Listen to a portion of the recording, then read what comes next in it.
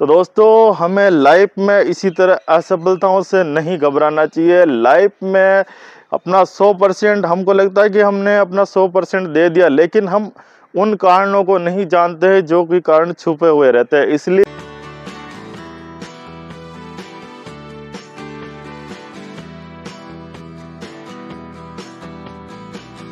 Hello दोस्तों, good morning, नमस्कार। एक बार एक स्टूडेंट था जिसका नाम था आकाश। आकाश शुरू से पढ़ने में बहुत तेज था और उसका सपना था कि वह पढ़ लिख कर एक अच्छा डॉक्टर बने। जब वह 11th में आया तो उसे साइंस बायोलॉजी दिलाई गई और आगे पढ़ा। 11th 12th में भी अच्छे मार्क्स से वो उत्तीर्ण हुआ। उसके बाद उसने नीट की तैयारी की, कोचिंग की और बहुत ही अच्छे तरीके से उसकी परफॉर्मेंस थी। उसकी परफॉर्मेंस देखकर उसके घर वाले, खुद आकाश और उसके टीचर लोग सभी को भरोसा था कि ये अच्छे नंबरों से पास हो जाएगा, अच्छी रैंक आ जाएगी और इसे अच्छा गवर्नमेंट कॉलेज मिल जाएगा ताकि वह अपनी आगे की पढ़ाई अच्छी तरीके से कर सके। तो सभी लोग पेपर होने के बाद रिजल्ट के इंतज़ार में थे और रिजल्ट का वो वक्त भी आ गया। सभी को विश्वास था कि आकाश बहुत ही अच्छे नंबरों से रैंक किया होगा। उसे खुद विश्वास था अपनी मेहनत पर। लेकिन जब रिजल्ट देखा जाता है तो ऐसा कुछ होता है कि सभी को होश उड़ जाते हैं।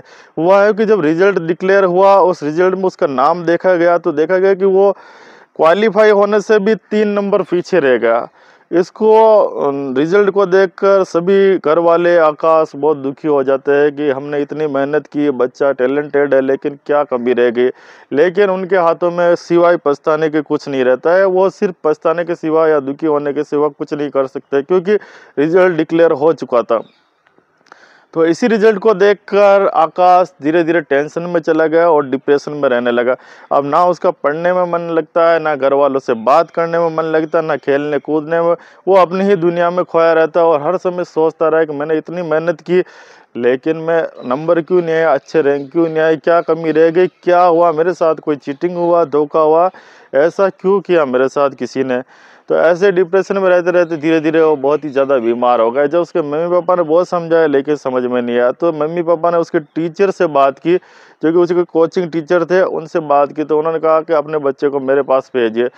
जब उनके पास गया तो उन टीचर ने भी बहुत समझाने की कोशिश की, लेकिन आकाश तो कुछ भी इधर से उधर बात समझने वाला नहीं था। वो सिर्फ उन्हीं के ख्यालों में खोया रहता। तो टीचर ने उसको एक मैदान में ले गए और प्रैक्टिकल से समझाने का प्रयास किया कि यहाँ पर कुछ रेत पड़ी हुई है, तुम मुट्ठी भर रेत पकड़ो। जब आकाश ने किया, मुट्ठी में अपने रेत को लेनी चाहिए, बोला कि मुट्ठी में से रेत ले, लेकिन थोड़ा सा भी रेत नीचे नहीं गिरना चाहिए।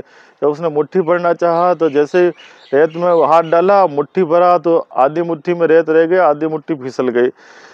तो टीचर ने समझाया कि बेटा, हमारी लाइफ में भी ऐसा ही होता रहता है। हम बहुत बार अपना 100% कोशिश करते हैं, लेकिन कुछ ऐसे रीजन होते हैं जिनको हम नहीं जान पाते, कुछ ऐसे कारण होते हैं जिनको हम जान नहीं पाते। लाइफ भी रेत की तरह है।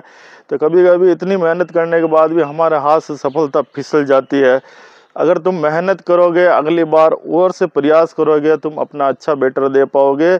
इसलिए हमें सफल होने के लिए कोशिश करती रहनी चाहिए। असफलता जीवन का एक अंग है, ये लाइफ टाइम चलता रहेगा। तो उन्होंने अच्छी तरीके से आकाश को गाइड किया, मोटिवेट किया और अच्छी गाइडलाइन दी, अच्छा टाइमलाइन दिया। तो आकाश को ये बात समझ आई और उसने धीरे धीरे अपने मन लगाना शुरू कर दिया पढ़ने में, अच्छी चीज़ों में, और धीरे धीरे उसने मेहनत स्टार्ट की। और जैसे ही अगले साल नीट का पेपर हुआ, उसने अच्छी तैयारी के साथ नीट का पेपर दिया, बहुत ही अच्छा परफॉर्मेंस रहा।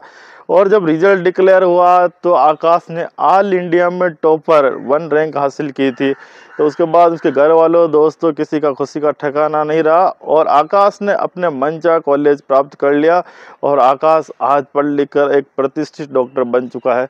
तो दोस्तों, हमें लाइफ में इसी तरह असफलताओं से नहीं घबराना चाहिए। लाइफ में अपना 100% हमको लगता है कि हमने अपना 100% दे दिया, लेकिन हम उन कारणों को नहीं जानते हैं जो कि कारण छुपे हुए रहते हैं। इसलिए हमें असफलता से कभी डरना नहीं चाहिए। लाइफ में असफल होने के बाद भी उठना चाहिए, खड़ा होना चाहिए, कम बैक करना चाहिए और आकाश की तरह दुनिया में टॉप करके दिखाना चाहिए। तो दोस्तों, आप हमारे चैनल पर अगर नए हैं तो हमारे YouTube चैनल CP बेरवा 92 को ज़रूर फॉलो और सब्सक्राइब करें, ताकि हम आपके लिए इसी तरह की motivational story, life changing story लेकर आते रहें और आप लोगों को मोटिवेट करते रहें। आज की वीडियो में बस इतना ही। मिलते हैं किसी और नई बेहतरीन मोटिवेशनल कहानी के साथ। तब तक के लिए नमस्कार, धन्यवाद, थैंक यू।